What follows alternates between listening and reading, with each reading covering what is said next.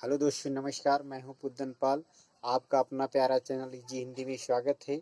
आज हम सब पढ़ने वाले हैं अनेक शब्दों का एक शब्द भाग 3, जो कि बहुत महत्वपूर्ण वीडियो है। इस वीडियो को देखने के पहले आप हमारा जो है अगला 2 वीडियो डिस्क्रिप्शन में जाकर देख सकते हैं। तो आइए आज हम जो है बिना देर किए हुए वीडियो को स्टार्ट करते हैं। हाँ, जो लोग नए हों हमारे इस चैनल में, वो चैनल को सब्सक्राइब कर लें ताकि उनको जो है नोटिफिकेशन मिलती रहे। तो आइए अब हम शुरू करते हैं अनेक शब्दों का एक शब्द। देखिए, पहला शब्द हमने लिया है पूरब और उत्तर के बीच की दिशा को क्या कहते हैं। पूरब और उत्तर के बीच की दिशा को क्या कहते हैं? तो उसे ईशान कहते हैं। ईशान। ठीक, ये आपको ध्यान रखना पड़ेगा। हाँ, जिन शब्दों में ट्रिक आएगी हम ट्रिक बताते चलेंगे आपको। बहुत जो है आसानी तरीके से जो है समझाने का प्रयास करेंगे। तो देखिए अगला नंबर 2, खाने से बचा हुआ जूठा भोजन। ये होता है इसका उच्छिष्ट। उच्छिष्ट।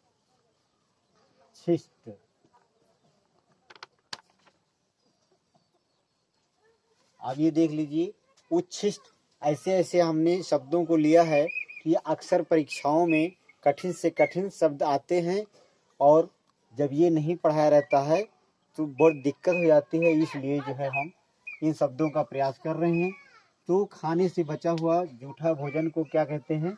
उच्छिष्ट। एक शब्द में उच्छिष्ट। अगला देखिए नंबर 3, ऊपर कहा हुआ। ऊपर कहा हुआ, इसका हो जाएगा उपर्युक्त। उ, और ये देखिए इस तरह से ये जो ऊपर लिखा हुआ है ये उसी हिसाब से लिखा हुआ है, और यहाँ कर दीजिए युक्त। यह आपका उपर्युक्त हो गया। कहीं भी हिंदी में अक्सर ऐसा लिखा हुआ मिलता है उपर्युक्त, यानी ऊपर जो लिखा हुआ है ऊपर कहा गया है। ठीक, अगला देख लीजिए नंबर 4, जो धरती फाड़ कर जन्मता है।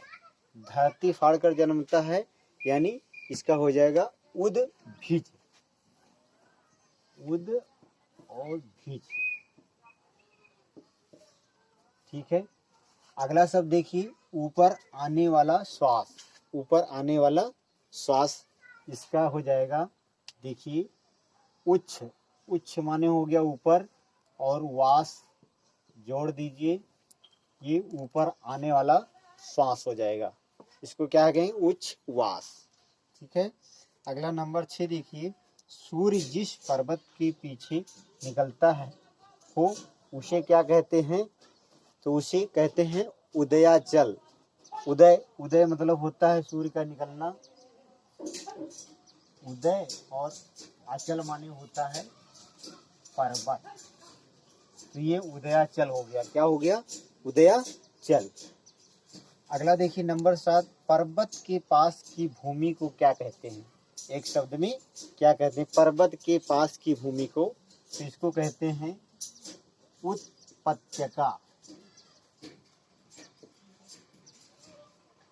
उत्पत्यका यानी उत मतलब उसके निकट, और पत्यका यानी पास में। किसके पास में? पर्वत के पास में। ठीक है, अगला देख लीजिए नंबर 8, ऊपर की ओर जाने वाला। ऊपर की ओर जाने वाला, तो ऊपर का एक शब्द लिख दीजिए ऊर्ध्व, और जाने वाला का हो जाएगा गामी। ये मिला दीजिए तो क्या हो गया? ऊर्ध्वगामी। क्या हो गया? ऊर्ध्वगामी। अगला देखिए नंबर 9, इस लोक से संबंधित। इस लोक से संबंधित यानी ऐहिक। क्या हो जाएगा? ऐहिक।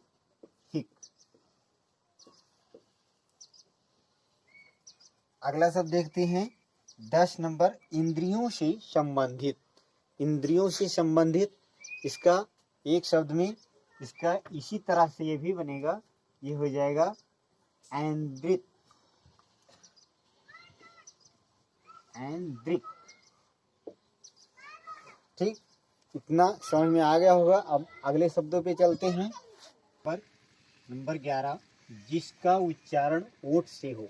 जिसका उच्चारण ओठ से हो, तो ऊँट का क्या लिखेंगे संस्कृत में? ओष्ठ हो जाएगा। क्या हो जाएगा? ओष्ठ। और या कर दीजिए ओष्ठय। ओष्ठय यानी ओठ से उच्चारण। ये बन गया आपका ये एक शब्द में ओष्ठय। क्या हो गया? ओष्ठय। अगला देखिए 12 नंबर, अपनी विवाहिता पत्नी से उत्पन्न पुत्र। जो अपनी विवाहिता पत्नी से उत्पन्न होता है पुत्र, उसे क्या कहते हैं? उसे औरस। और रस पुत्र कहते हैं। ठीक है, उसे क्या कहते हैं? औरस। अगला देखिए नंबर 13, उपचार या ऊपरी दिखावे के रूप में होने वाला। उपचार या ऊपरी के रूप में दिखाने वाले को क्या कहते हैं? औपचारिक। जिसे कहते नहीं औपचारिकता है हमारी, औपचारिक। ठीक है, क्या हो गया वो? औपचारिक, जो दिखावे रूप में है। ठीक, अगला देखिए 14 नंबर, अपने कर्तव्य का निर्णय न कर सकने वाला। अपना कर्तव्य जो निर्णय नहीं कर पाता उसे क्या कहते हैं? किंग कर्तव्य विमूढ़।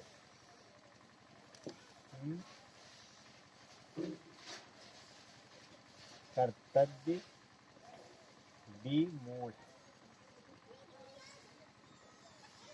किंग कर्तव्य विमूढ़ कहते हैं, यानी अपने जो कर्तव्य से जो है कि विषय में स्पष्ट न कर पावे, निर्णय न कर पाना। अगला देखते हैं 15 नंबर, किसी के उपकार को न मानने वाला। किसी के उपकार को न मानने वाला, यानी जो न मानता हो उसे क्या कहेंगे? कृत धन। कृत धन यानी आधा धा रहेगा। बहुत बच्चे इसको पूरा लिख देते हैं तो गलत हो जाता है, इसलिए यहाँ पे ध्यान रखना है कृत धन। ठीक है, आधा धा। अगला देखिए 16 नंबर, बेलों आदि से घिरा हुआ स्थान।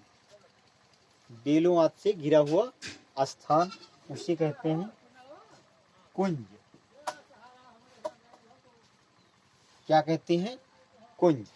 अगला देखिए 17 नंबर, जो किए गए उपकारों को जानता हो। जो किए गए उपकारों को जानता हो उसे क्या कहेंगे? एक शब्द में कृतज्ञ। कृतज्ञ। अभी देख लीजिए, कृत्य यानी मतलब जो किया गया, और ज्ञा माने जानता हो, यानी जो किए गए उपकार को जानता हो या मानता हो उसे क्या कहेंगे? कृतज्ञ। ठीक है, अगला देखिए, जिसे बाह्य जगत का ज्ञान न हो। जिसे बाह्य जगत का ज्ञान न हो उसे क्या कहा जाएगा? देख लीजिए, कुप मंडूक कहेंगे। क्या कहेंगे? कुप मंडूक। आप बताइए ये कैसे? कुप माने होता है कुआं, मंडूक माने होता है मेढक।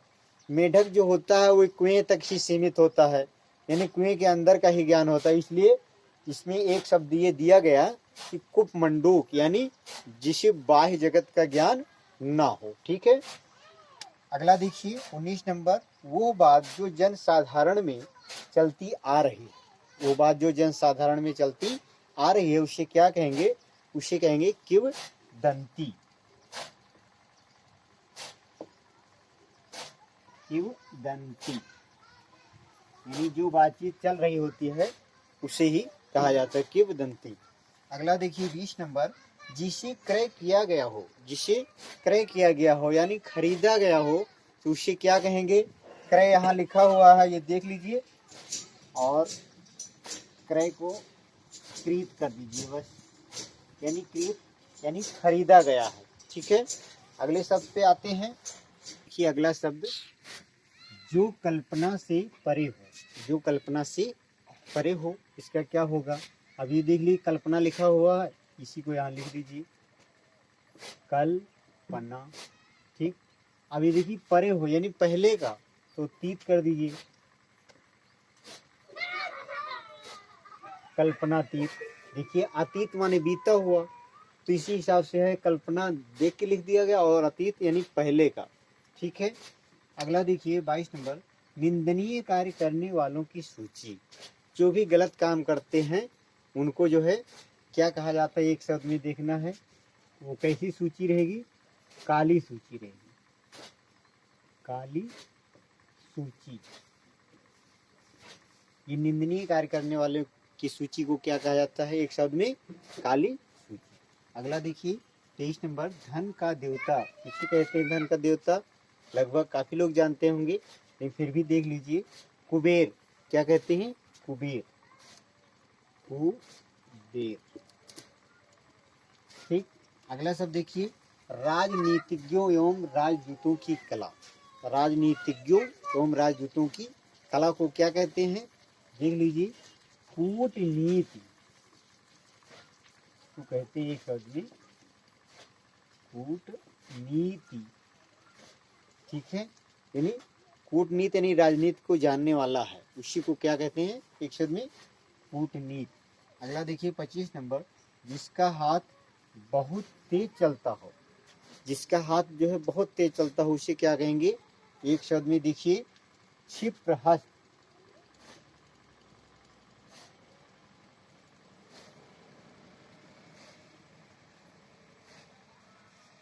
क्या कहेंगे?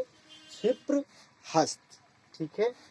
यानी क्षिप्र माने तेज और हस्त माने हाथ, यानी जिसका हाथ बहुत तेज चलता हो। अगला देखिए, किसी के घर की होने वाली तलाशी। किसी के घर की होने वाली तलाशी को एक शब्द में क्या कहेंगे? खाना तलाशी, खाना तलाशी। अब कहिए खाना के तलाश तो नहीं कर रहे हैं, लेकिन ये खाना तलाशी इसलिए क्या कहा गया कि किसी के घर में अचानक कोई तलाशी कर सकता है, तो उसे एक शब्द में क्या कहेंगे? खाना तलाशी।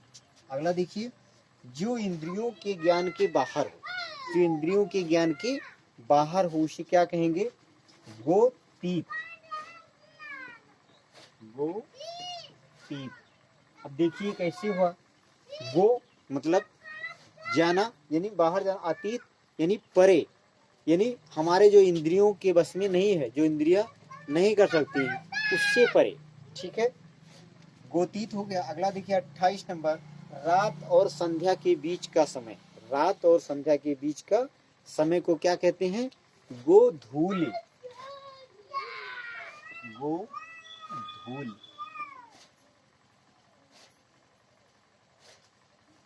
गोधूल यानी इसको देहाती भाषा में गौधरिया कहते हैं, लेकिन गौधरिया नहीं लिखा जाएगा, शुद्ध शब्द है गोधूलि, ठीक है। अगला देखिए 29 नंबर, घृणा करने योग्य। जो घृणा करने योग्य है उसे क्या कहेंगे? घृणा का घृणा लिख दीजिए, घृणा, और ये कर दीजिए घृणास्पद, यानी घृणा करने की योग्य, यानी घृणास्पद। अगला देखिए 30 नंबर, चारों वेदों को जानने वाला। जो चारों वेदों को जानता है उसे क्या कहते हैं? अब देख लीजिए, इसी में लिखा हुआ है। चार का क्या लिखेंगे संस्कृत में? चतुर, चतुर लिख दीजिए। और वे चतुर्वेदी, ठीक है। चतुर्वेदी यानी चारों वेद को जानने वाले को क्या कहेंगे? चतुर्वेदी। आइए अगले शब्दों पे ध्यान देते हैं। आज की वीडियो यहीं तक। अब हम जो है अगली वीडियो में अच्छी वीडियो के साथ फिर मिलेंगे जो है।